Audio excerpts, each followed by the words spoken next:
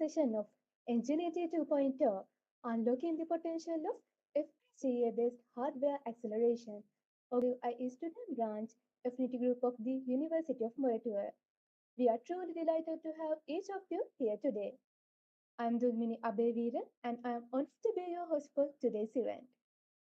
Engineering 2.0 is all about guiding you towards success in your field. Over the 9 months, we are bringing you an incredible journey of knowledge and inspiration in different fields we did like last month. Each session will unlock new insights, helping you stay ahead in today's ever evolving industries. Before we dive into today's session, let's take a moment to reflect on the wonderful memories we created during our previous sessions. Our journey began with the world of textiles. Next, we shifted gears into the fast moving world of transport and logistics. And next, we stepped into the future with neurosymbolic AI, opening our minds to the next wave of intelligent systems. Now, to officially open the evening and set the tone for what's to come, invite our Selmini Kavinga, a member of the editorial committee, Engineering 2.0, to deliver the welcome speech.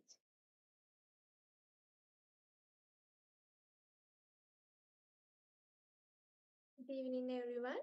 On behalf of the IEEE Affinity Group of University of Moratuwa, it's my pleasure to warmly welcome you all to session 4 of Engineering 2.0. We are delighted to have you with us today, and we look forward to a session filled with knowledge sharing, innovation, and inspiration.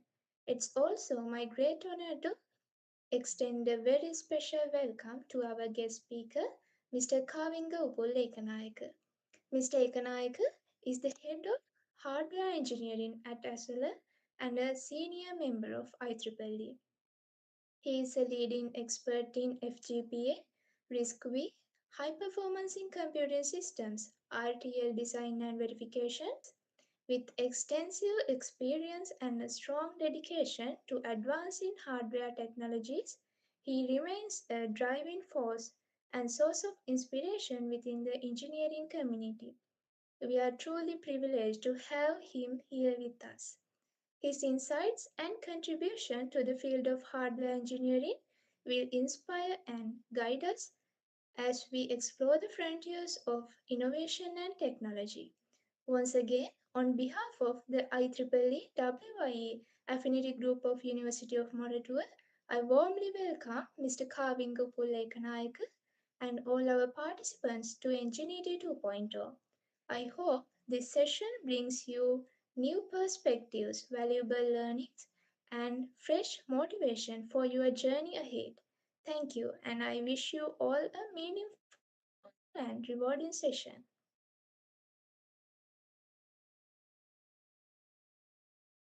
Thank you, Ms. Selmini. Now, as we continue this transformative series, our fourth session brings this light to a cutting edge and powerful area of technology, FPGA-based hardware acceleration. This exciting domain has been redefining performance, power efficiency, and adaptability in computing systems. To conduct today's session, we are privileged to welcome a truly inspiring individual. He is the head of hardware engineering at Axel and a passionate advocate for technological innovation. Please join me in giving a warm welcome to our esteemed speaker, Mr. Kavinga Upul Ekanayaka. Over to you, sir. Ah, yeah. Good evening and hello everyone. Thank you, ladies, for your warm welcome and kind introduction. I'm so much honored to be with you here tonight. The University of Moratuwa, some of you might already know that University of Moratuwa is my alma mater as well. But I passed out about uh, 1.5 decades ago from University of Moratuwa. So it's always have nice feelings to get back to uh, an audience from the University of Moratuwa. I hope like most of the people here are from University of Moratuwa, and I think most of the crowd is most of the crowd consisted ladies, I guess. There could be some gentlemen as well. Uh, but it's really good to see a good energetic crowd rallied around IEEE student branch and the WIE Affinity group. Um, so once again, thanking all of you for inviting me to conduct this session. Just to share a glimpse of what we are doing in the industry. Let me to support my talk. Let me try to share screen as well.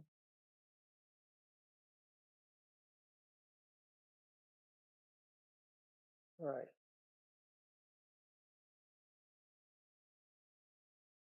Okay.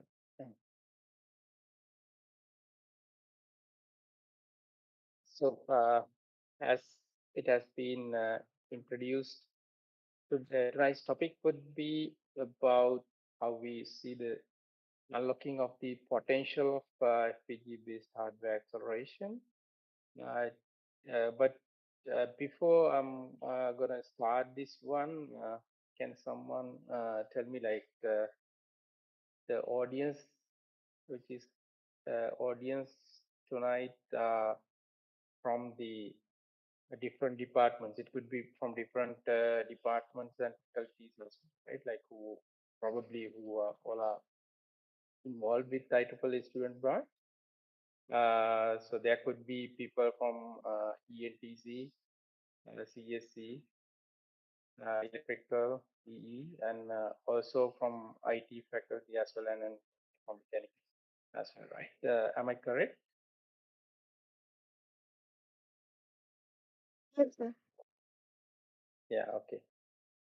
So yeah, and I hope at least for the students from ENTC and probably from CSC as well, FPGA itself might not be a word.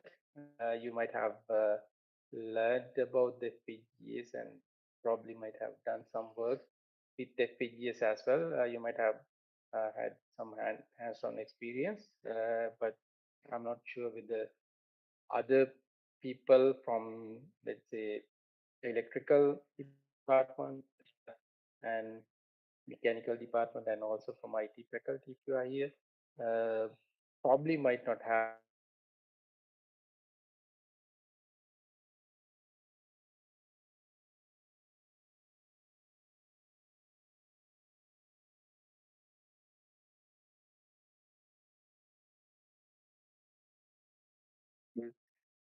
dig into the special areas and some of the things you might not have discussed in the classroom, and how FPGAs could be used for some of the high performing applications based on hardware acceleration principle, right? Um, so to begin with,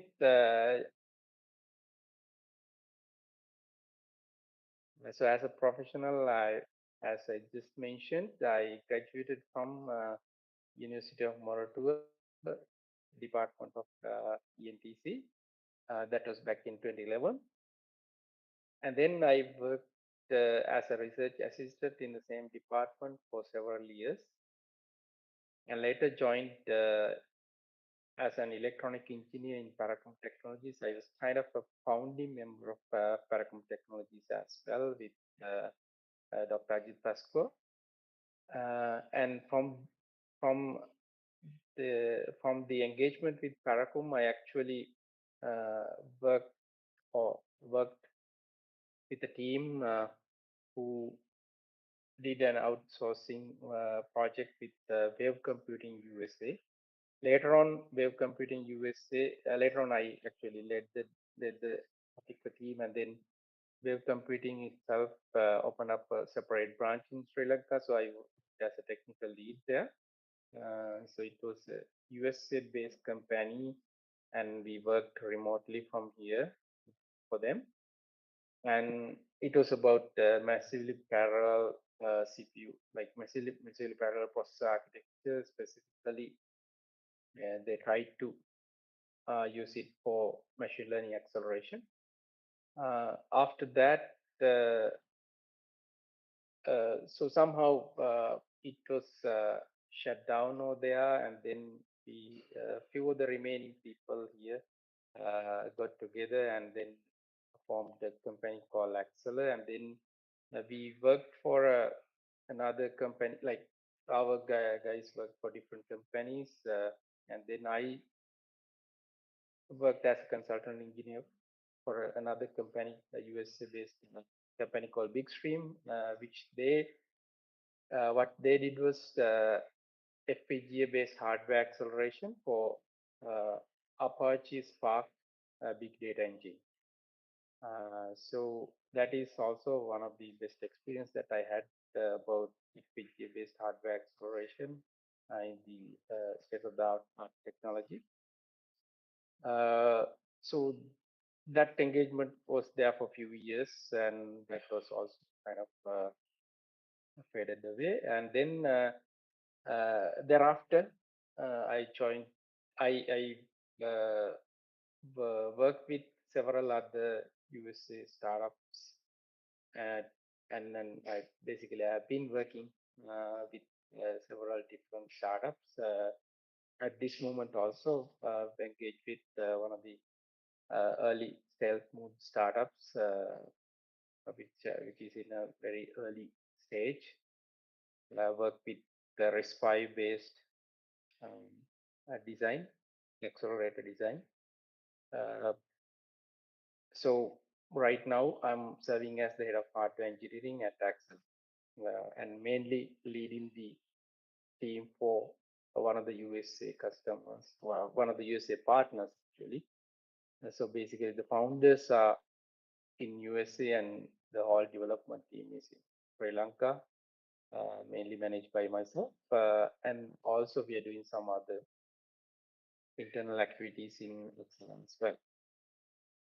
And on top of that, I'm back again related to this crowd as a IEEE volunteer. I also started my IEEE volunteer journey back in the days where I was an undergraduate in University of Moratuwa. So just to tell you a bit of a background, I'm from I'm not sure whether you know the history. Uh, so University of Moratuwa was the first student branch in under the Sri Lanka section, which was formed in, if I'm not mistaken, around 2008, and then that was started from our immediate senior batch, and then we were the second batch of student members of the University of Morocco student branch, and I served there. That was my beginning of the IEEE journey, and after that, I have been continuously serving in different positions, like in as I mentioned, some of the things I mentioned here. These are most of them are like my current position. Right now, I'm working at serving at one of the global committees in Industrial Electronics Society. That is the Industrial Activities Committee of Industrial Electronics Society. And also within the section, I'm serving as the treasurer of IEEE Sri Lanka right now.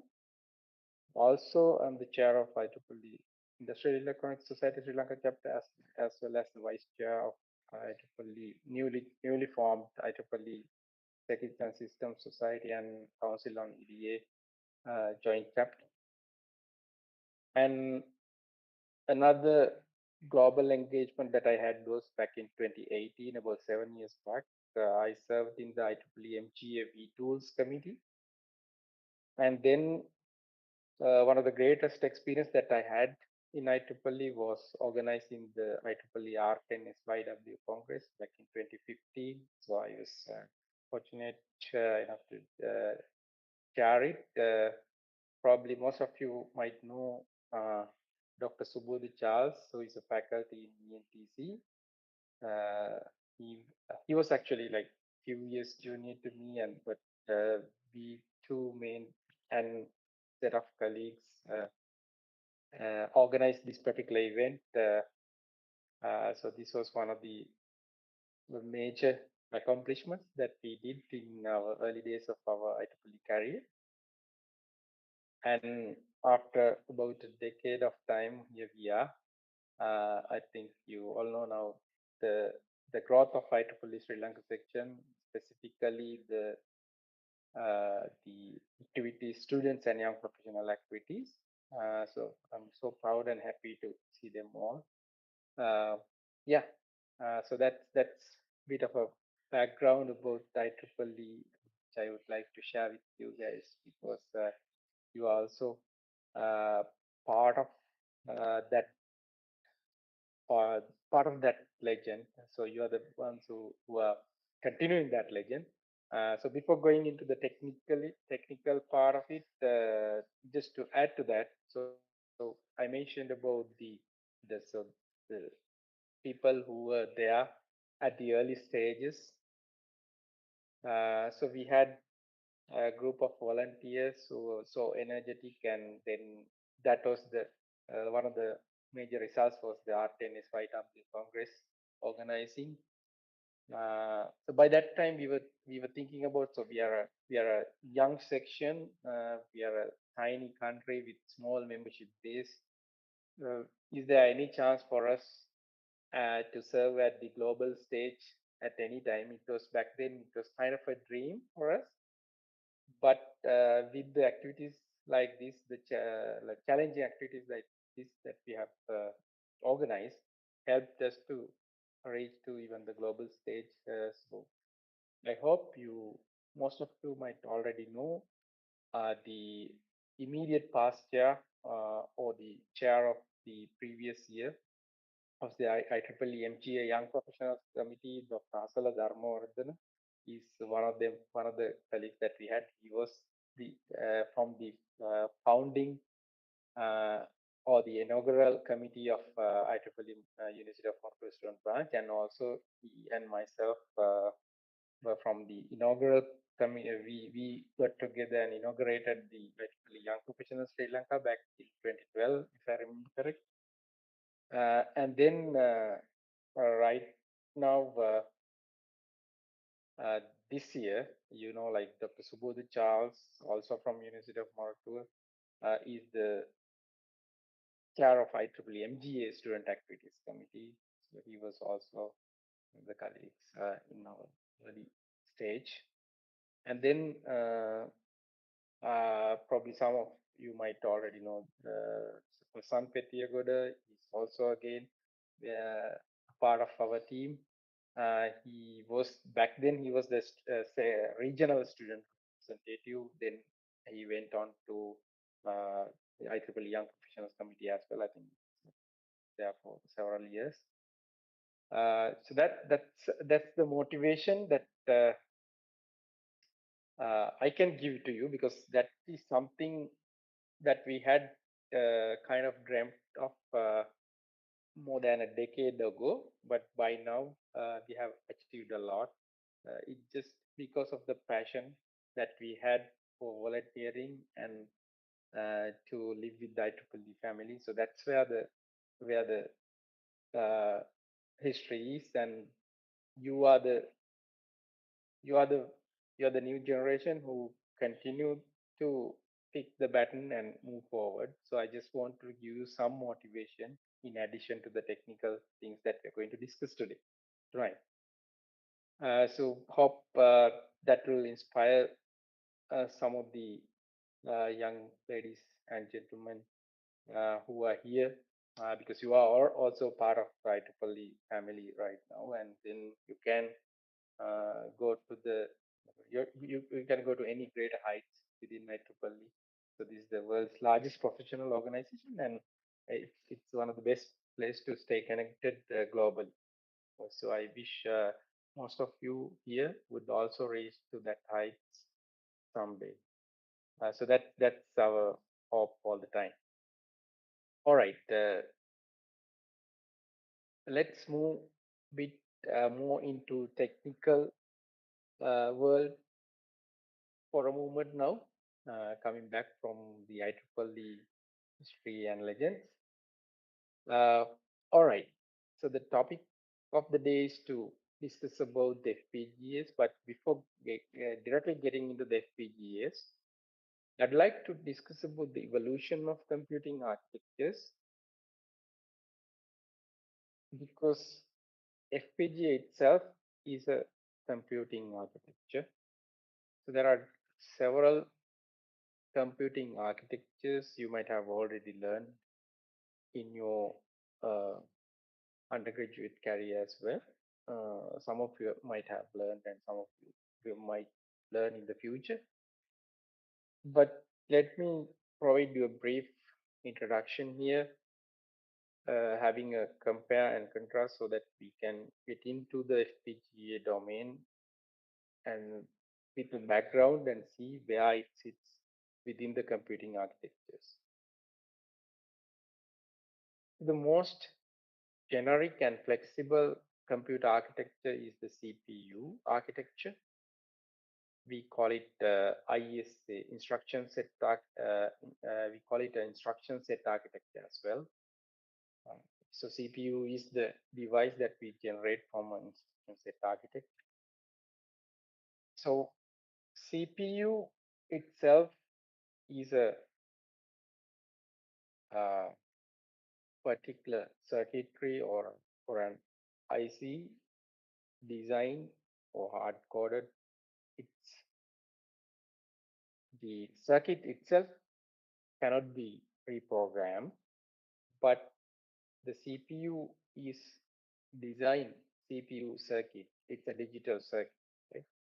So CPU circuit itself is designed in a way that it can run on set of instructions which we write into the memory, which is associated with. So CPUs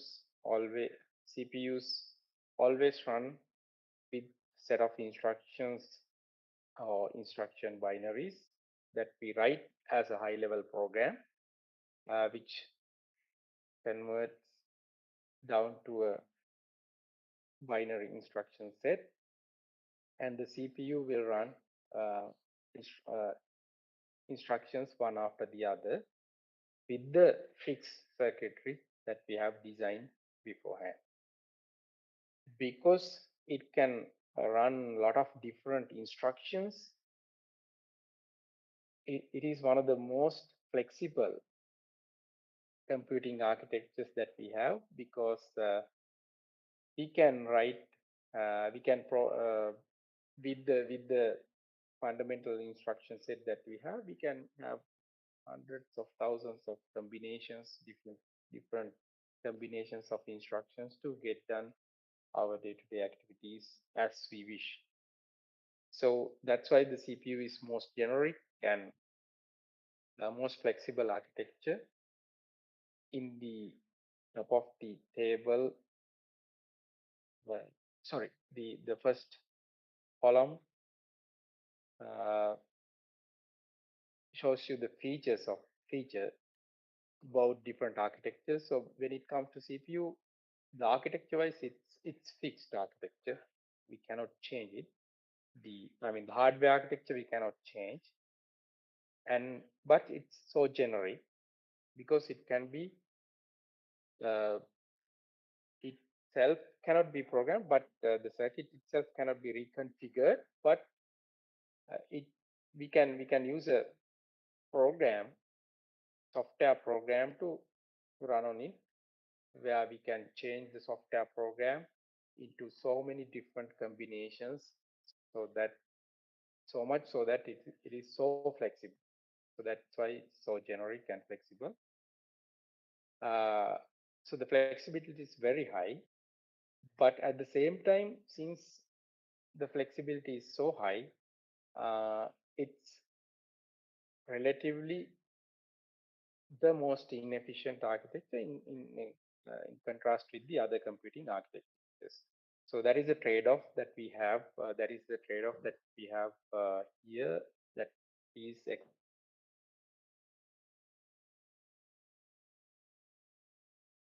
explained in the x-axis of this graph, or the horizontal axis. We discuss about the performance and the power efficiency of each computing architecture, whereas in the y-axis, it's a vertical axis. We discuss about the flexibility and ease of use. So CPU architecture, due to the characteristics that I just mentioned, it has the highest flexibility and ease of use, but performance and the power efficiency wise, it's the lowest. And from there we go into the next architecture, which is the GPU, or we call it graphical processing unit architecture, which is also inspired from the CPU architectures, but it has designed in a way that there are hundreds, if not thousands, of same size of CPUs connected together to deliver a task where it is also instruction set architecture, instruction based. So, but the difference is in a GPU, it has so many parallel, similar, like twin processors, where each of them can operate on a single instruction parallelly at the same time. So you can change the instructions, but at a given time, all the processors can only process on a single instruction.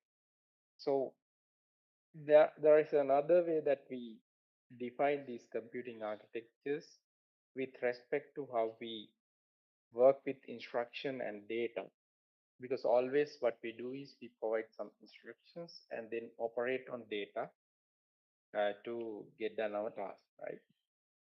So in case of CPUs, we call them single instruction, single data, because each and every instruction will operate on a single data at a given time.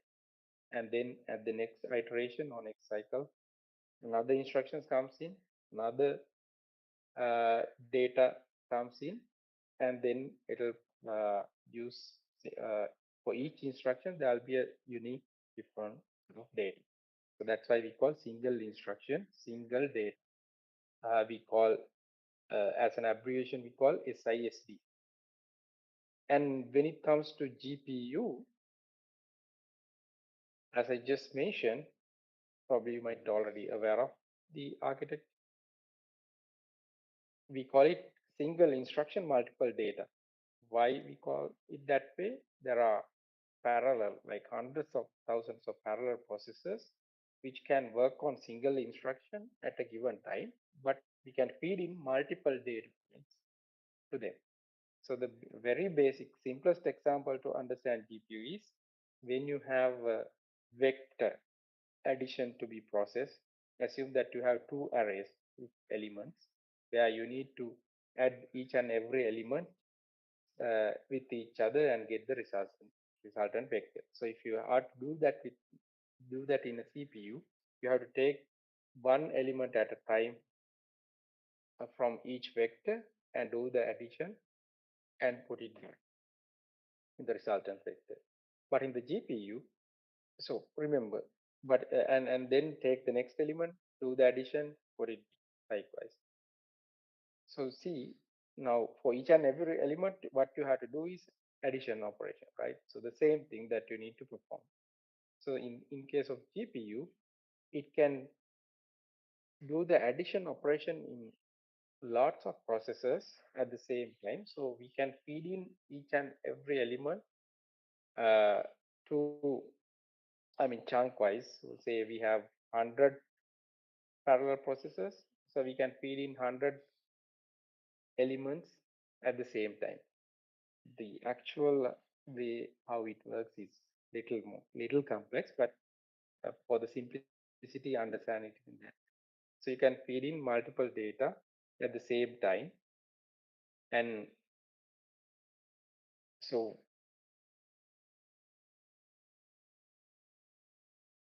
100 elements, but in GPU you can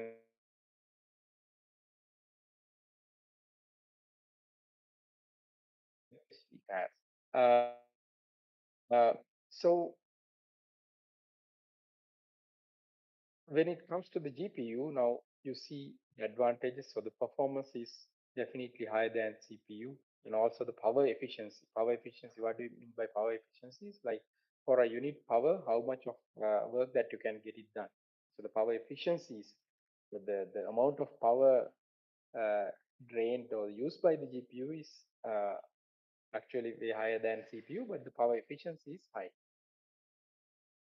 But uh, because of it has like specific feature that I mentioned, the flexibility is little lower than CPU because there are uh, specific operations that we can get done through GPUs like vector operations or matrix operations likewise. I mean, for single instruction, single data type operations, GPU is not performing well at all.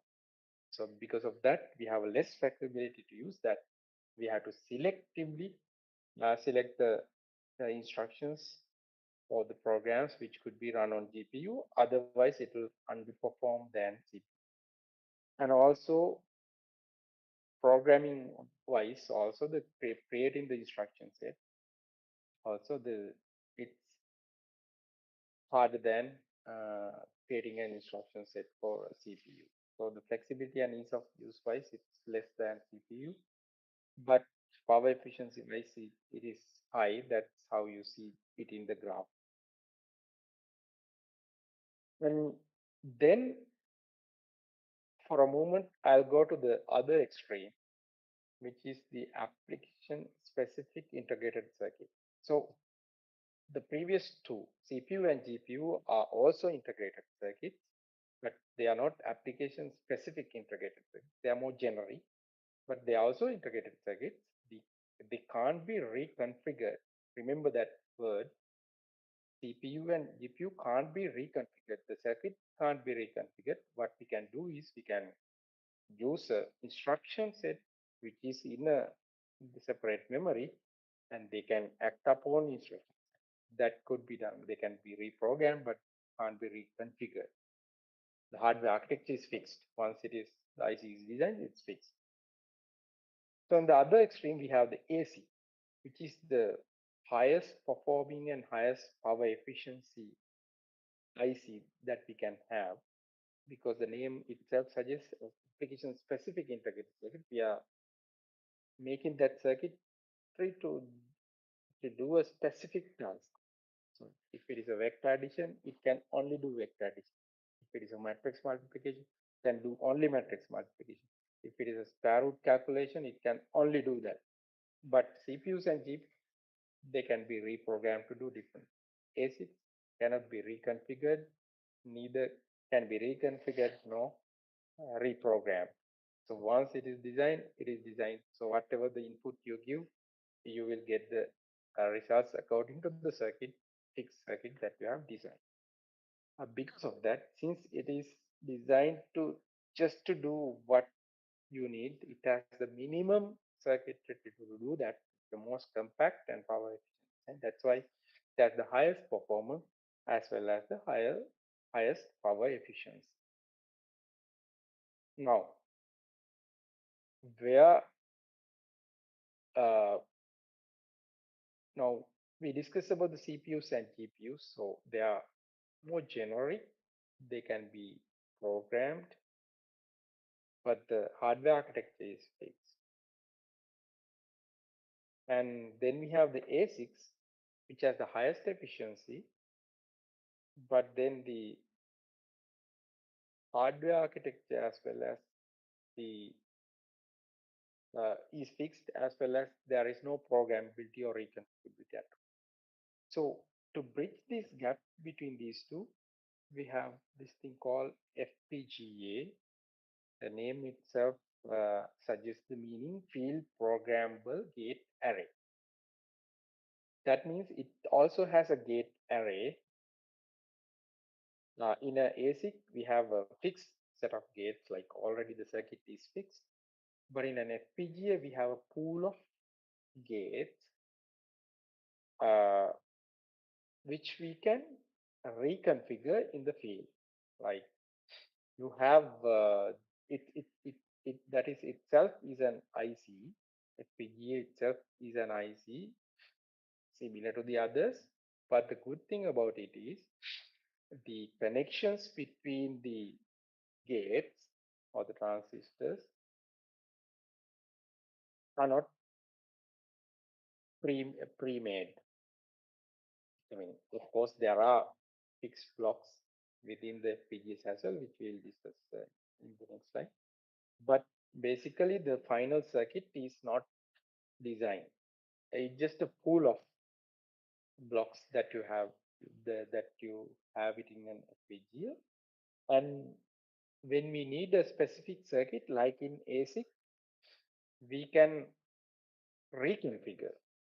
We can configure the gates to be connected in a particular way so that it can act as an ASIC.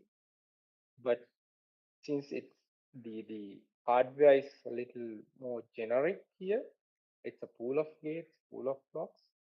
It's not efficient as ASIC, but it's actually much more efficient than other generic architectures like CPU and GPU.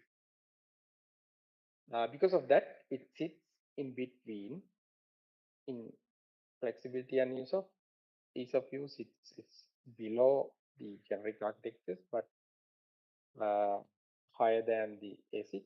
And in terms of performance, it's a little lower than ASIC, but it's higher than the CPUs and GPUs.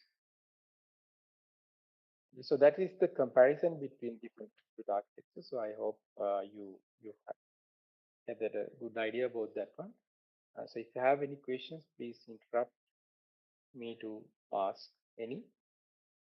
So the initial part I'll go a little slow because I need to uh, give you very fundamental ideas, and then at latter part we can discuss the quickly. So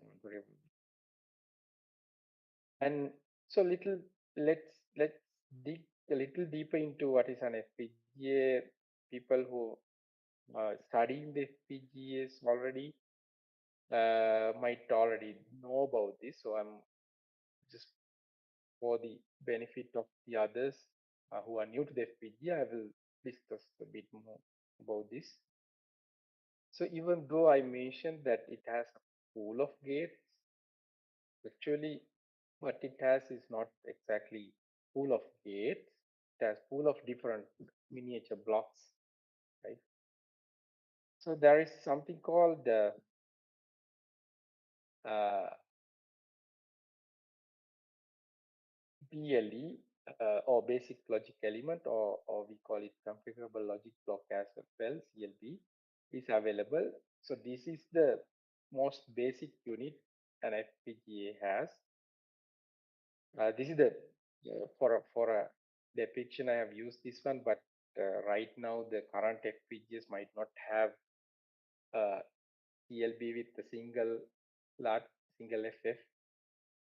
They might have multiple of them combined together, but for the simplicity, this could be the smallest object that you can have it in an FPGA.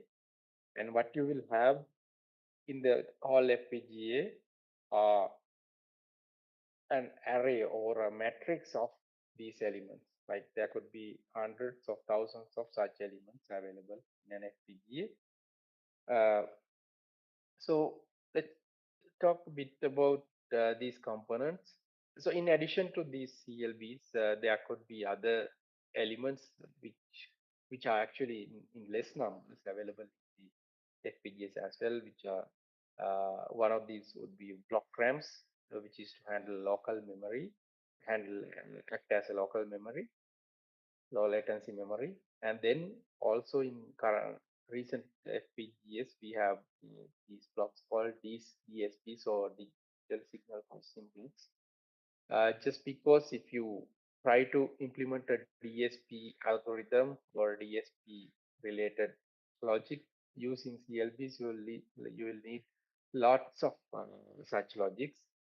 But when you have a DSP block, you can compact that into a smaller amount of resources. So that is the main idea behind the DSP block. So if we further zoom into a CLB, there are major two components, rather three components: LUT, FF, and a MUX. So what is a LUT? Uh, so now this is what we need to understand. Uh, Unfortunately, since this is not a in-person event, if I had a whiteboard, I could have utilized nicely, but I'll just try to explain that verbally. Some of you might have already known that this fact. Even though we call it a pool of gates, we are not actually connecting the gates together. We are doing something else here in FPGAs. When it comes to ASIC design, uh, you start with RTL and then you get into a netlist, and then what you have will be a set of netlist like connection between gates, and those will be directly converted into transistors, right? But in here, there is a little difference. You're not connecting the gate connections to each other directly. You do something little different for efficiency reasons, probably. Uh, so when you design something, like when you design a circuit for a particular task, that's what we do, right? Like that's what we are trying to achieve in an FPGA. So even in a circuit ASIC, you have a specific circuitry, digital circuitry that you have designed. We are trying to achieve a similar circuitry design in an FPGA as well. When we try to program it or configure it, uh, the basic digital design or digital electronic process is what you start with some Boolean logic, right? Boolean algebra, and then you reduce it, you use it, like columns and everything. And then you get into a set of reduced Boolean expressions. Isn't it? And then how do you actually like solve this Boolean algebra and get the outputs? Like when it comes to a Boolean expression and how you design a circuit out of that. So I hope most of you have done digital electronics, please. Uh, so there you use these methods like Karnaugh maps and all to design a circuit out of a Boolean expression, right? So what is the intermediate steps that you have it in?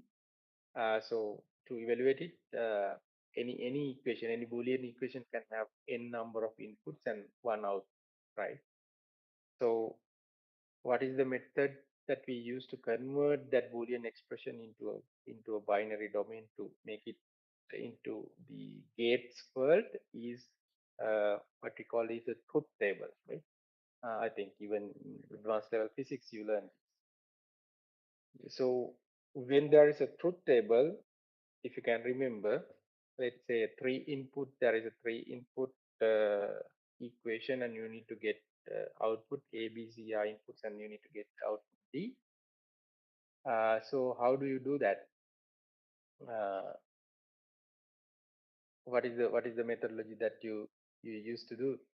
There are several methods that you design, and then there is somehow to the D, depending on the combinations, like 1 0 combinations that you have at ABC, you will mark the output D as zeros or ones or whatever that will be. So if you take that column, the output column, that is what matters to decide the output, right? Given set of inputs, that will be your out. So that final column is the most important part, because the first columns are basically they are fixed, right? Like you can say 0 0 0 1. Likewise, you don't have to specifically configure them, so they are kind of fixed.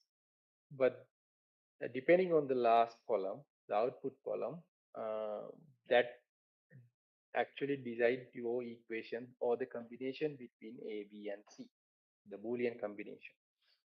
So that is part, that is the important part, which deviate from one equation to the other in between A, B, and C. So if we take that particular column, those are ones and zeros. So if we take it out and put it in the other array, it will be a simple memory, right? Like a simple memory. So what do we call such thing? A simple memory where you can index it and get the output. So what you can do is you can uh, so the combination of A, B, C's will have indexes in the table. So if there are three inputs A, B, C, the number of indexes that you can have is 8. So from the input side, if you insert 0, 1, 2, 3, 8, up to 7, 0 to 7, from the output side, you will get one of the outputs from that last column, right? So we call such setup a lookup table, basically. So that is the concept behind the lookup table. So what you have in a lookup table is that the column that partition circuit, or it could be provided out through a flip flop, which then will act as a sequential circuit. So that is a registered input, and direct output is a that is a registered output, and the direct output is a combinational output. So there will be a mux to select in between the direct output or a registered. So likewise, you can design any sort of logic out of this miniature logic, the most fundamental logic.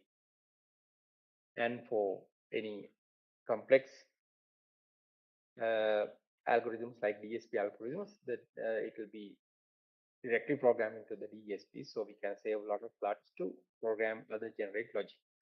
And to support with larger memories, if we allocate back again, if we can of course design them using uh, uh, lookup tables and flip flops as well, but then it will consume a lot of them. So instead of that one, there will be compact resources, block rams to hold small memories. So that's how the efficiency is obtained in an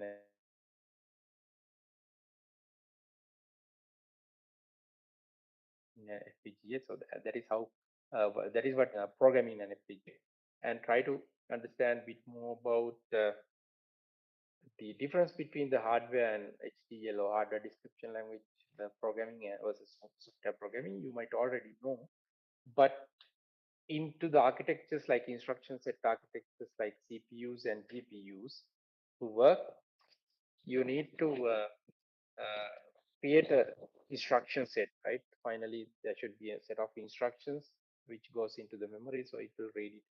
So you start from a very high level language for, like, say C, C++, say even it could be further high level like Java, something like that.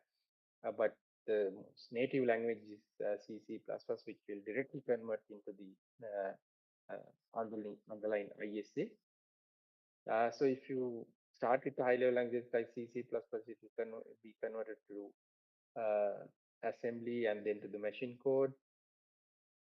So finally, what you write it in the high level is also set of instructions. It's just a human readable instructions, and then it will be converted into binary, which machine can read, right? So what you generate in software programming, or what you write, is set of instructions basically. That's it, nothing else. So that is the contract between you and your already fixed hardware circuit, CPU or GPU, to get the task done. You give it a set of instructions and it will do that. In contrast, uh, if you start from hardware description language, that is also we call programming, but it's a complete different scenario. So if you start with hardware description language, here we are not designing any instruction set in a high level language, human readable language. We actually, instead of drawing the circuit by hand, so you might have already known that in the early days, even the CPU architectures, the Intel CPU architectures were hand drawn.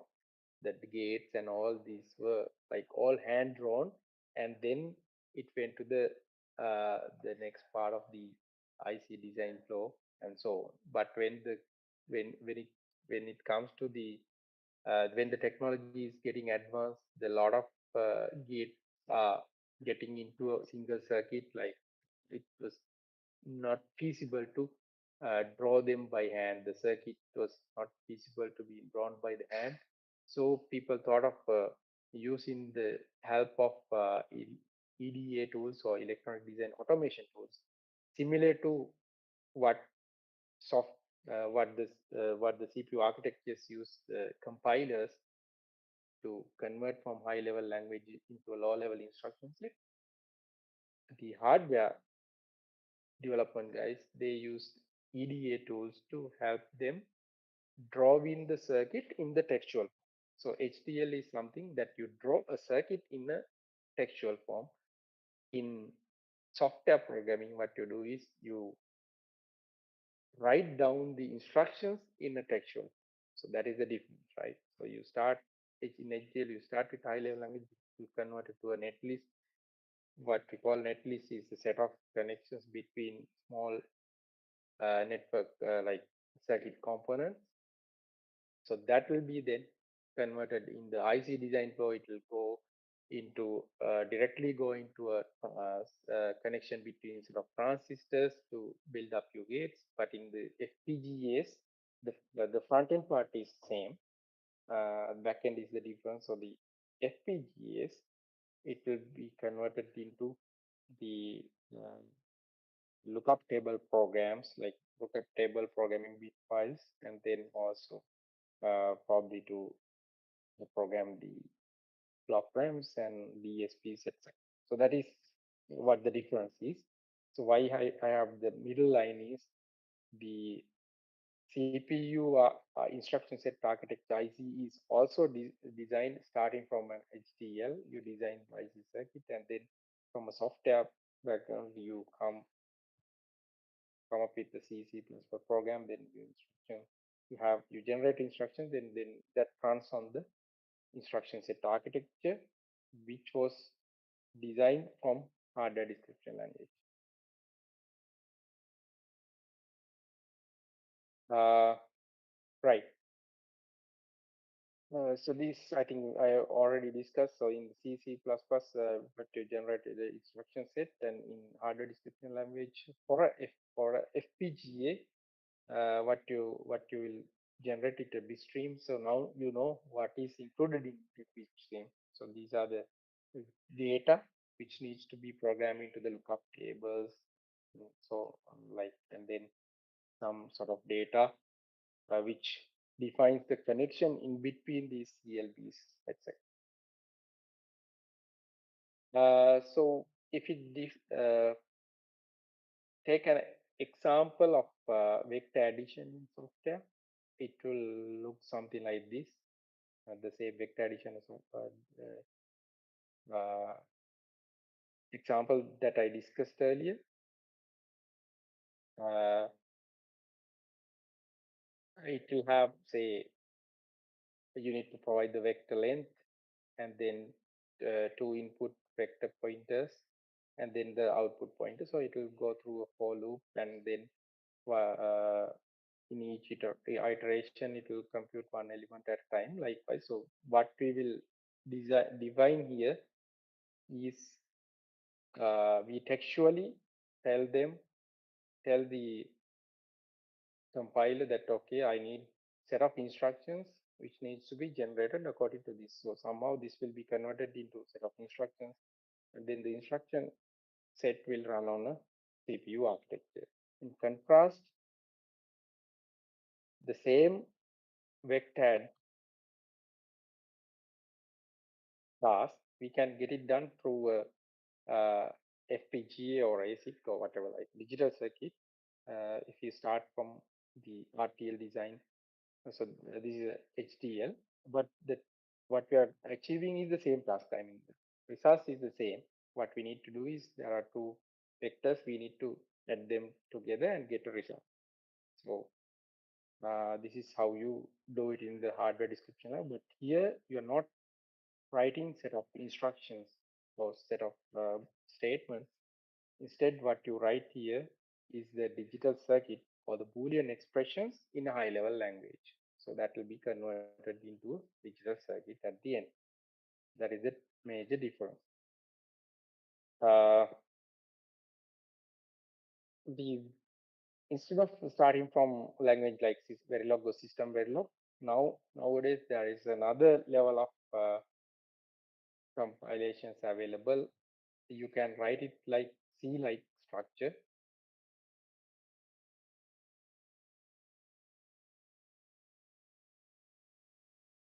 and the convert. This is like just one level up in the EDA tools. So C-like program, it will be there'll be another compiler which will convert into Verilog or system Verilog, and then the rest of the process will be same. So it just addition like adding a one layer above in the tool, but rest is the same. So why we need to use FPGAs? We have CPUs, GPUs, ASICs, etc. Why do we need? We have discussed this into some extent, mainly to bridge the gap between the more generic architectures versus more specific architectures. So when we need to have custom applications which need to perform very higher at the higher level, but we need to have some sort of definitely the first choice would be ASIC, but unfortunately it cannot be then changed, right, reconfigured. So there are applications where you need a very high performance, like I- I'll just I'll talk about what are the performance factors. What performance is just an abstract term. We need to quantitatively measure the performance using different other factors. That is in the next line. So we need to have a uh, we need to have a very high performance. So, but also we need some reconfigurability. The circuit needs to be changed, but for a specific purpose time to time. So therefore, we cannot use CPUs or GPUs. We need further more performance, but we cannot use ASICs because we need to reconfigure. So we choose FPGAs to bridge the gap. So the performance factors, there are major four performance factors we talk about when it comes to the computer architectures. One is throughput. So high performance means higher throughput. Uh, and the other factor is the latency. Lower the latency, better. And then there is another factor called jitter, minimal jitter as possible. That will be the best. And then the power. So power has to be more efficient. That means like the amount of tasks that you provide for a unit power should be high. That will be the what we call power efficiency. So what is throughput? What do you understand by throughput? So throughput is when you give some set of inputs to your circuit, your IC, like whatever computer architecture, the rate of that it converts your inputs to the output. That means in a given time, in a given unit time, how many outputs that you can generate at a given time, how many outputs that you generate from the given inputs in a unit time. So that is what we call the throughput. And FPGAs are very ideal to have higher throughputs because of its reconfigurability, and so you can generate parallel circuit paths, independent paths, etc. And what is latency? Latency is different from throughput in a way that latency is what from the time you provide the inputs to your circuit, how long it will take to generate the output. That is what we call the latency. From the time you provide the input to the time that you get the output. So that is the latency of the circuit. So lower the latency, better. Right? As soon as you provide the output, you need to uh, output as soon as possible. So like these factors are orthogonal to each other. So some of the applications might need higher throughput, some of the applications might need lower data. So FPGAs can achieve both, where CPUs and GPUs are kind of struggling to achieve both at the same time. Of course, GPUs can achieve higher throughput for specific applications, but of course, it cannot achieve lower latency at all. So, if the latency is your concern, definitely you have to go for ASIC or FPGA. And what is jitter? So, jitter is something that when you provide same set of inputs, say A, B, C, you get some sort of time to get to out. And when you provide the same set of ABC inputs, if the time that it takes to generate the output is different from the previous time, we call it as a higher jitter, right? So it's not preferred, right?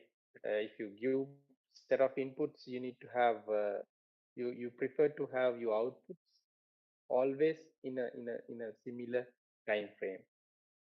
So that is the best way that you can measure estimate performance. Like you can measure performance. If data is high, it's really hard to measure the performance of the application. It's really hard to predict the performance of your design, isn't it? Like in the CPUs, the jitter is so high. Even in the GPUs, jitter is quite high. The minimus, like most minimal jitter is available in the ASICs, but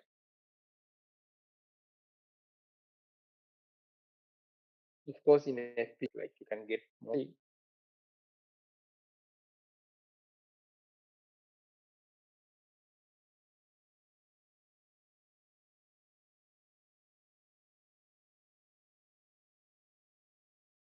GPUs in terms of uh, so that's where we can bridge the gap for some kind of applications in the industry, and that's where we need FPGAs. So they are very much suitable for the real-time applications. So let's discuss where these FPGAs shine the most. So one particular area would be, of course, AI and machine learning. When it comes to process the neural networks, specifically the most computational expensive part would be the matrix multiplication in most of the cases, and then also of course, there would be convolution like algorithms to process them with uh, with the high performance and like with all the factors that I mentioned. Like now I say just performance, so you think about throughput, latency, jitter, power efficiency, etc. Like if you consider all the performance factors, it the FPGAs can perform way better than CPUs and GPUs.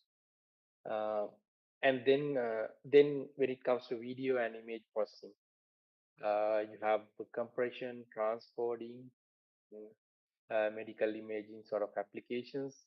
All these applications, from considering all performance factors, FPGAs can shine among the others. Because of course, if you use ASIC, of course the performance will be higher, but all applications need the reconfigurability. So that's where you need the FPGA. And then the other high performance computing HPC applications like genomic sequencing, fluid dynamics, molecular simulations, etc. Mostly that you need in different domains. For these are very computational extensive functions, and they are not linear as well. So the GPUs are kind of struggling to perform some of these functions on them. So that is can do a better job in these functionalities. And then also networking and telecommunications, 5G, packet processing, edge computing, etc. Whatever the different scenarios which comes up with 5G, uh, sorry, the networking and telecommunication field. There are several other functionalities which where FPGAs can perform much better than the others. And one of the other very much utilized domain is the financial technology. So if you have heard of London Stock Exchange Group, so they have a FPGA unit which they utilize to gain the lowest possible latency uh, based processing to accelerate their software system. So that is what we call the financial technology. The short, in short, we could call fintech. The for the financial technology is one of the used heavily all around the globe. So that includes high frequency trading, market data processing, etc. So they are trying to achieve the lowest latency, which you cannot achieve using the CPUs and GPUs. And of course the ASICs are better, but these applications need a lot of reconfigurations. The only choice is FPGAs to accelerate between. Right. So now we discussed about the FPGAs, but is it a replacer for the CPUs or GPUs or other computer architectures? Actually, it's not. We cannot replace one from the other. It's just a helper to the other. CPUs are always needed to handle the most generic uh, behavior of our tasks. So CPU are running at the way top, but then the other like GPUs and FPGAs are kind of helping the CPUs to get some of the specific tasks way faster than what CPU can do. So that's what it does. So some of the things that we have done in the industry is even you can accelerate a Java application. So Java, you know, right? Like it's not native even to the CPU. So Java runs on a Java virtual machine which runs on the CPU. So it has a bit of a overhead. It's one of the very high level applications, but still, even a Java application we can accelerate using FPGAs.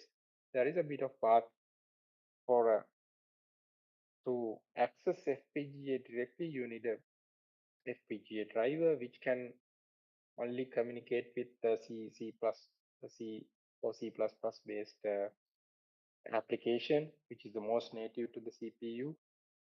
So there is a specific interface called OpenCL API, which is designed to send data back and forth from the FPGAs through FPGA drivers. So if you use a C program in the CPU, it can easily communicate through the FPGA. But even if you use Java application, there is something called Java native interface where you can call C applications from Java. Uh, so if you use that, you can use JNI to call those API calls, which will then directly call to the FPGA. So which you will see effectively from the top view, you will see that Java is directly calling the FPGA when needed. But the pathway is this. So just keep in mind, even applications like Java or Python, you can accelerate using FPGAs. There are methods that we can do. Of course, there are a lot of concerns that we need to maintain the efficiency. We need to reduce. There are a lot of overheads involved in this. So there are methodologies to mitigate these overheads and achieve the best performance needed. And this is one of the companies that I worked as a consultant, which is a big stream. So they accelerated the Spark, Apache Spark. If you have heard of, that is the most popular big data platform, and it's an open source Java based implementation. So that is how the previous method which I mentioned is the methodology that they use to accelerate Java based Spark application using FPGAs. Right, basic application runs in Java, but when it needs some acceleration, it calls to the FPGA through C++ interface to get them done faster. And we did a very similar application, but in this one actually we did the tall architecting and implementation. That is also for a US startup, but they are just the founders, but then we did the whole architecting and implementation. This is also a similar application for Apache Solar and Apache Lucene. So this is uh, this is the most this is the search engine which has the most market share in the world. So if you are like using the applications like Netflix, etc., the underneath search engine is Apache Lucene and Apache Lucene is the actual search engine. Apache Solar is its web interface, like the interface proper to connect with the other unit. So that is also a Java application developed by Apache Foundation, maintained by Apache Foundation. So we used a similar method to accelerate computational extension functions in FPGAs with that uh, Java application. So these are like very Java programs. So, but still we can manage to handle FPGA-based hardware acceleration for these applications. And then, of course, the FPGA acceleration for market data processing could be done where you can directly uh, get the market data into the Ethernet interfaces of the FPGAs and then do the basic processing and send to the host computer rather than host computer handling the network interface, which has very low performance. Uh, so you can directly get the Ethernet based data into the FPGA and process it with a very low latency margin and provide the results to the host computer to handle the rest of the task which are not that latency sensitive. How actually hardware acceleration works? Basically, as I mentioned, do we can use two main principles. One is like parallel execution of tasks. So the independent data paths, you can bring your task into like a graph, and then you can push independent paths. You can implement parallelly in an FPGA architecture because it's just a digital circuit, so that independent paths will work parallelly, which will help to get the throughput higher. At the same time, you can pipeline single task where you, in a single execution path, you break them into several modules, and then within a given path, while the stage 2 is processing the previous task data, stage 1 can process the next task, and the stage 0 can process the next task. So the effective output rate is higher when you do the pipeline. So both these techniques are heavily used in FPGAs to get a higher performance, like high acceleration, sorry, high throughput and low latency. And if you take example matrix multiplication, so what you need to do is you need to take one row of one matrix and one column of other matrix. You need to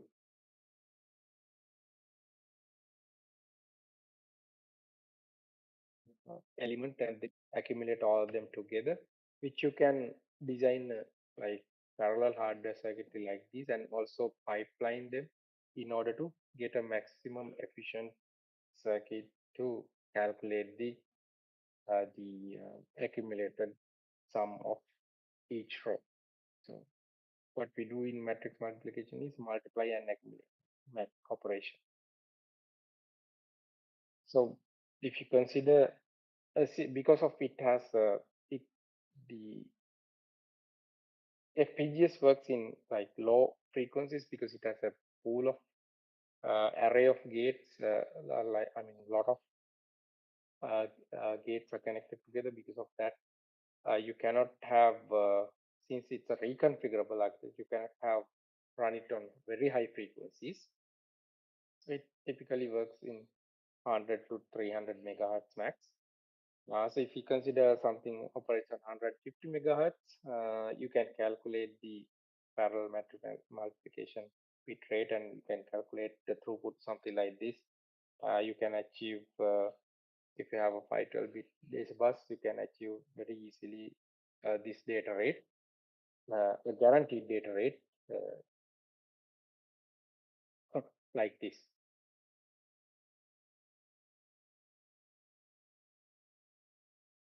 And when it comes to the FPGAs, I think you have utilized a lot of FPGA evaluation boards, which has say maximum several 100,000, say 200,000, 300,000 maximum around logic elements available in the FPGAs that you have worked with probably.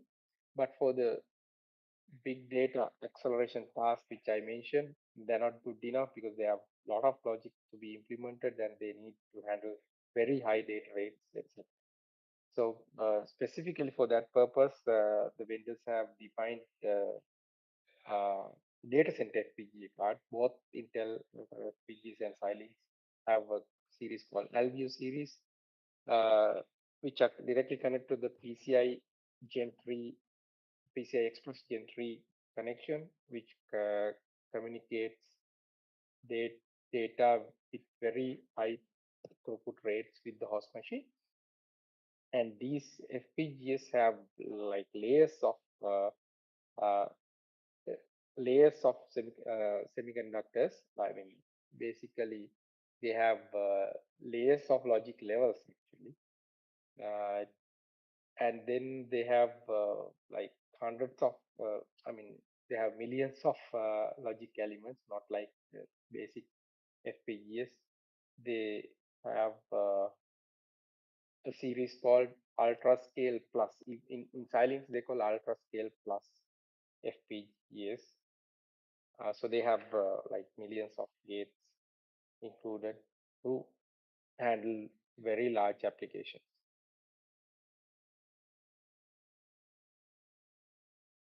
And when you need such FPGAs, such large data center FPGAs, it's really hard for everyone to bear the cost of them. Like an Alveo card, maybe about $8,000, $10,000 per. So if you need to get done some task, it might not be worth to purchase it and then you have to maintain it with the data center server, etc. That will be expensive task or all. So instead, you can of course use similar FPGA resources, similar to that you use GPU and CPU resources in cloud servers like Amazon and some other like Microsoft Azure and some other platforms also provide. Amazon AWS F1 instances are the best performing FPGA data center FPGAs that is available. So you just have to pay for for the time that you use them and get done your task. So you don't have to have on-premise FPGAs to perform all these acceleration tasks. The options are available. So even with a few dollars, you might be able to get some of your shorter tasks done using data center acceleration cards on the cloud. So finally, we will discuss what are the challenges and future directions of FPGA-based hardware acceleration. The challenges are that, of course, the complexity in design, the cost involved, and then the skill gaps that we have. There are no many uh, hardware design engineers compared to the software engineers that we have. So there are skill gaps. And then, of course, we can think of heterogeneous computing where we can use a combination of CPUs, GPUs, and FPGAs working together to solve tasks where CPU act as the main master architecture, and it can distribute workloads to the GPUs and FPGAs where they, they can perform better in particular scenarios. So that we can automate these processes. There are ways that we can do so. That is what for heterogeneous computing, where different computation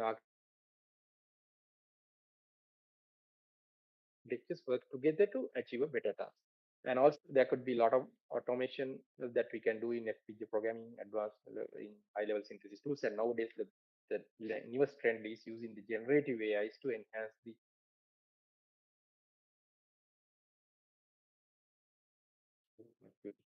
enhance the productivity in software programming. We can enhance the productivity in FPGA programming as well using Gen AI. And then the future, we can the democratization of FPGA tools could be mainly using the AI design automation. We it was kind of a prediction that time back, but now it's reality. Ourselves we use AI, generative AI heavily to enhance our productivity. Uh, right. Yeah. So that's pretty much it. I think the time is also up, and uh, um, kind of a bit sorry that it was kind of a one-way communication that I had to do. But if I do this session physically, I would like to. I usually get engaged with you more, but unfortunately in the virtual platform it's hard to do. But I hope you have gained some knowledge in it. I just wanted to emphasize the fundamentals bit slowly and then show you what is available in the industry and how we utilize the FPGAs for high-end tasks uh, in the real world scenarios in the real industry, how the FPGAs are actually used. So that is what I want to mainly focus here and give some at least some eye opens who might be interested in pursuing FPGA based or hardware design careers. There are a lot ample of opportunities in the world. So these are the things which are having higher market shares. There are a lot of opportunities which, as I shown previously, so you can pick. And we are so much happy to help you. Even in the future, if you would like to pursue similar careers, we can guide you. I mean, we might not have full of vacancies all the time, but of course we can guide you to other places as well if you would like to pursue careers in this domain, because it's a really highly demanding and really important field. Uh, yeah, so that's all about it. Thank you so much for listening to me for almost about 1.5 hours. Uh, so I'll hand it over back to the organizers. Thank you very much.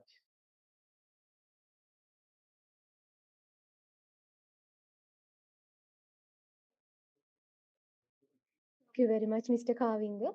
On behalf of the IEEE WIE Affinity Group and the Enginuity 2.0 team, we would like to extend our sincere gratitude for your invaluable support and unwavering dedication.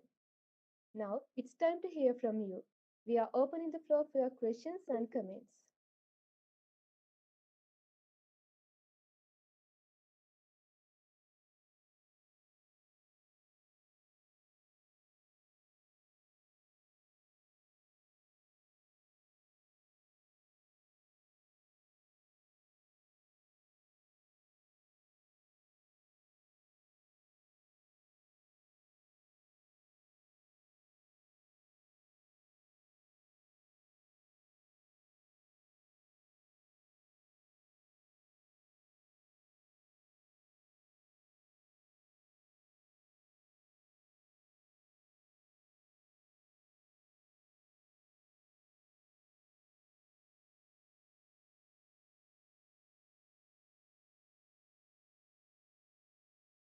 So, the first question is: are there any good online resources or courses you recommended for learning about FPGA?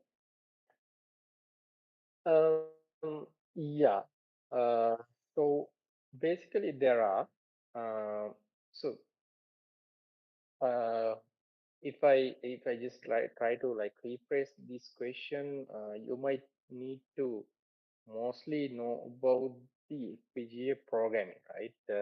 So I mean, FPGA FPGAs also you can learn. There are different tutorials available. There are a lot of YouTube resources also available. But I think specifically you might need to know on how to program FPGAs, isn't it? So if that is the case, I think the best way where you can start is the basic world. There is a simple, very simple tutorial called ASIC world. You just type it in the internet. You can get the name ASIC world. So you can begin with that one. So that has both Verilog and system Verilog fundamentals on how to design FPGA based designs. And then one more advice that I would like to give the beginners is that there are two things uh, when it comes to the designs. Like when you do the designs in the software domain, you have two things, right? Like your software design and then the test bench. So if you use a language like C++, you design your test bench and as well as your design both using the C++ language. And in that case, both of them act as software anyway. So there is no difference. Your design is also software, your test bench is also software. But when it comes to the hardware description language programming, like the FPGA programming, that also uses languages like nowadays it's system Verilog. So Verilog is kind of the older version of system Verilog. It's like the difference between C and C++. Like C++ has more advancement like object-oriented programming concepts on top of C. Similarly, system Verilog has OOP abilities and all on top of Verilog. So you can compare and contrast it like C to C++, it's similar Verilog system Verilog. So that's it. So when it comes to system Verilog, uh, you can use system Verilog to design your hardware like hardware modules as well as to design your test bed.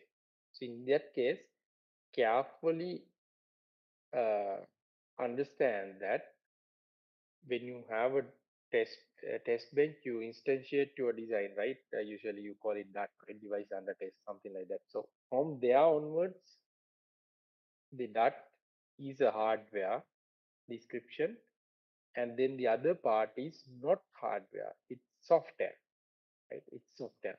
It's written in system variable, but it's software. Your test bench is not a hardware component; it's a software component. This is, I mean, in addition to this particular question, I something that I forgot to mention. So test bench is also always a software component, even if it is written in system variable. But your design is always a hardware component. So in system Verilog, there are constructs which can be only used in software domain, not in hardware domain. In hardware domain, you have very limited amount of constructs which could be used. So try to understand that very clearly when you are learning fundamental. Like there are even classes and then several methodologies that you software methodologies that you use which can be like the fork, uh, like wait function, likewise different tasks, etc. Uh, and classes, etc., which could be only used in the test bench as software. Just because they are available in the system Verilog, you can't use it to design your hardware. Just keep that in mind. So yeah, there are a lot of resources available. If you need to learn about system Verilog, I recommend you to start with ASIC World, and then thereafter you can go ahead and see there are a lot of courses. But I think there are, if you search in Coursera or any other popular online learning platforms, there are courses. Even there might be some free courses available, or there could be some paid courses also available. But you can simply start with basic Word tutorial. Yeah, and the next question is what I hope it answered your question. If you have any anything, I mean, you can reach out to me. I from the emails that I have provided, uh, you can reach out to me. I am available LinkedIn as well. So an email or any form. If you specifically need to have some guidance, I can provide you some help regarding that. And what kind of FPGA related project or technical knowledge would you expect from an undergraduate applying for an internship in your company? Yeah. So basically, we need, that's a very good question. Uh, so basically, what we expect is for you to have basic design, digital design technology knowledge. So basically, the how do you handle the programmable logic? Can you design a sequence detector using a state machine and then convert it into a circuit? So these are the fundamental things that we will look at from an intern. Uh, so the basic digital design knowledge, and of course, if you have some sort of FPGA implement like system Verilog knowledge, that will be an added advantage, but that is a must. Having a basic fundamental skills in digital design would suffice to get an internship position. But of course, always the vacancies are subject to availability, but the necessary skills are mainly the basic digital system design knowledge. So say if you can design a sequence detector something where, with high confidence, that would be mostly good enough. Yeah.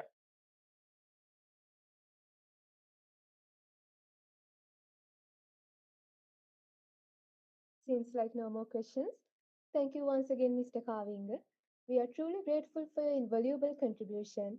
Your passion, dedication, and generosity in sharing your knowledge have made this session a truly enriching experience.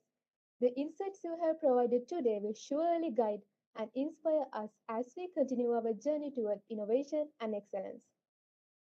As our sincere gratitude, now we would like to present the token of appreciation to our esteemed speaker, Mr. Kavinga Upul Ekanayaka, for generously sharing his time and expertise with us.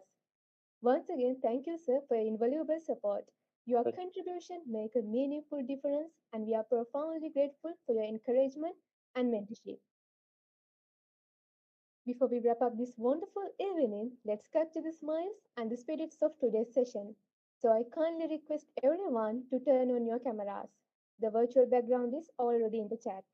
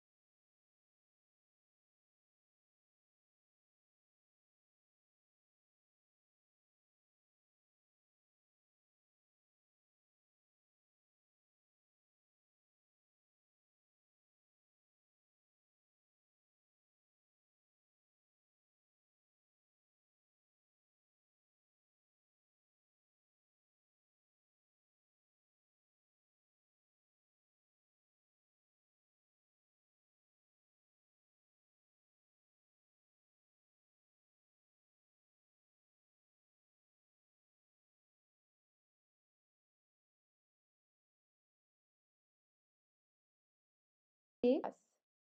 As we gracefully move toward the conclusion of today's enlightening session, let's take a moment to reflect with gratitude.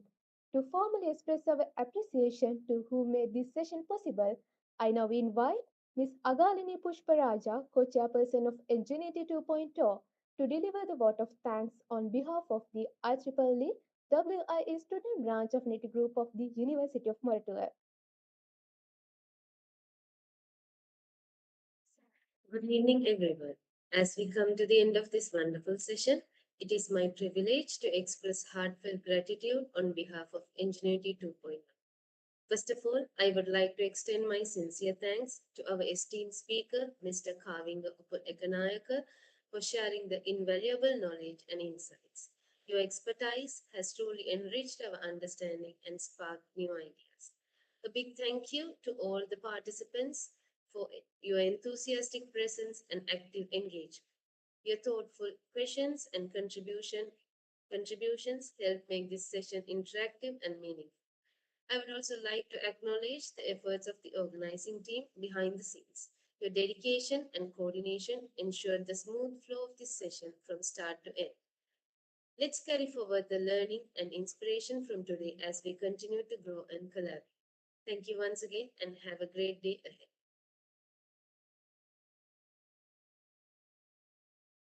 Thank you, Ms. Sagalini.